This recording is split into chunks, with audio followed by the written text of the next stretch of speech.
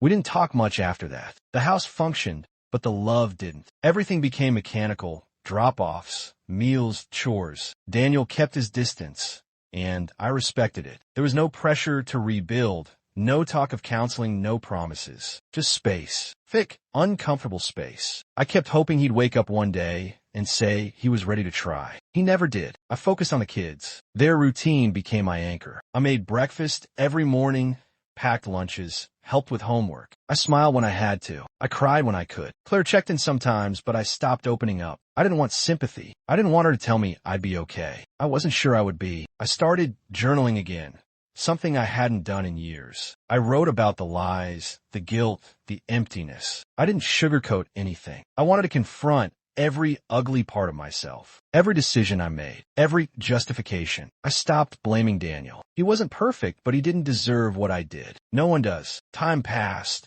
and with it, the intensity of everything dulled. Not healed, just dulled. Daniel was still in the house, but the marriage was over in every way that mattered. We weren't partners anymore. We were two adults coexisting for the sake of children who deserved better. One night, he told me he was looking for apartments. He didn't say it out of anger, just fact. His voice was steady, and for the first time, I saw peace on his face, like he had finally made a decision for himself. I nodded. I didn't beg. I didn't ask him to stay. I had already broken too much to ask for more. When he moved out, I helped him pack. He didn't say goodbye, not really, just a quiet, take care. That was it. After 8 years, after kids, after love and war and everything in between, that was all that was left. A whisper of closure. The kids didn't understand why Daddy wasn't staying. I did my best to explain, but how do you tell a child their mother caused the kind of hurt that makes people? Daniel wasn't stupid. I could see in the way he looked at me.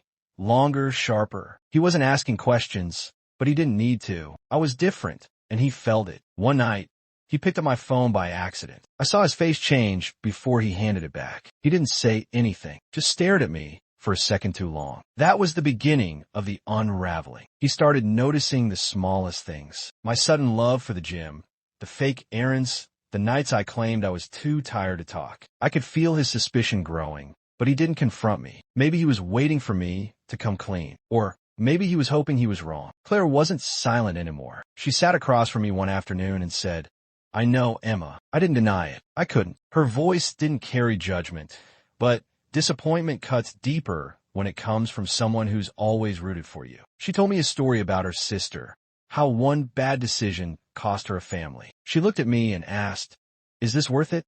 And for the first time, I didn't know. That night, I told Liam it was over. I said I couldn't live like this anymore. He didn't argue. He just looked at me and said, "You'll go back to being miserable." I walked away, but his words stayed with me. Was I just running back to a cold house and a distant husband? Days passed. Daniel grew colder, not angrier, just numb. One morning, I broke. I told him everything. No theatrics, no excuses. I just sat at the kitchen table and said the words that shattered whatever was left between us. He didn't yell. He didn't cry. He stood up and left the house without taking his phone. For 3 days, he was gone. No calls, no explanation. I didn't sleep. I could barely breathe. The kids asked where he was. I told them he needed a break. They didn't understand. How could they?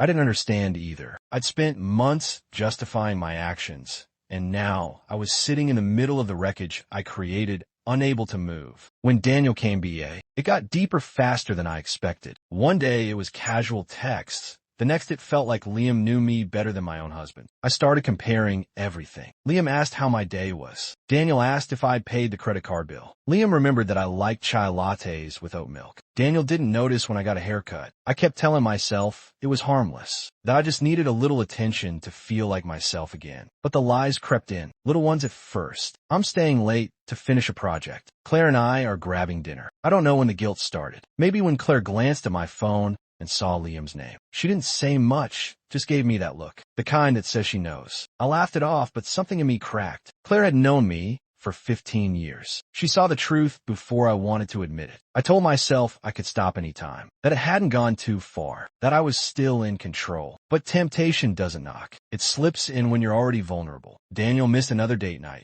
Something came up at work. I sat at the restaurant alone for 20 minutes before I left. No apology call, just a text. Rain check. I didn't cry. I just drove. I didn't even know where I was going until I pulled up to Liam's apartment. I told myself it was just a talk, that I needed someone to listen. But that night, I crossed the line. And once it happened, I couldn't undo it. I wish I could say I regretted it immediately, but I didn't. In that moment, I felt wanted. I felt like someone saw me and didn't walk past. After that night, everything became a blur of excuses and adrenaline. The secrecy gave it a kind of intensity I'd never felt before. I was addicted to how alive I felt, how present he made me feel. The laughter, the stolen moments, it all felt like some escape from the prison my marriage had become. And still, I hated myself every time I looked at Daniel. He'd walk in the room, kiss my forehead, and I never thought I'd be that woman. The one with secrets, the one who lies without blinking. But here I am, and it didn't happen overnight. It started slowly, quietly, like a drip in a silent room you don't notice until the bucket's overflowing. Daniel and I got married 8 years ago. We were young, in love, and stupidly optimistic. He was my best friend. We used to talk for hours, even about nothing. Now we barely speak, and when we do, it's mostly about bills, school schedules, and who forgot to take out the trash. He's not a bad man. He works hard. He provides. But somewhere between promotions and overtime, he forgot how to look at me. I mean, really look. The kind of gaze that says, I see you. I still choose you. That gaze has been gone for years. I stayed home when our first child was born. It was a mutual decision at the time, and I told myself I'd go back to work once the kids were in school. But I never did. Life became about snacks, laundry, tantrums, and silence. So much silence. Daniel came home tired, buried in emails, always just one more call. And I just stopped trying. I didn't feel like a wife anymore. I felt like furniture. Functional. Forgettable. On my 33rd birthday, he forgot. No text, no cake, not even a rushed card from the grocery store. I reminded him that night, and he apologized with the usual, I've just been swamped at work. I nodded. I told him it was fine. It wasn't. It was one more crack in a wall that was already crumbling. A few weeks later, Claire, my best friend, dragged me to the gym. I hadn't worked out in years. My body didn't feel like mine anymore. Between the stretch marks, the exhaustion, and the resentment, I didn't recognize the woman in the mirror. But something about being in that space, doing something for myself, felt good. Empowering. That's where I met Liam. He wasn't a cliché flirt. He was calm, observant, a personal trainer who paid attention not just to my form, but to my words. He remembered,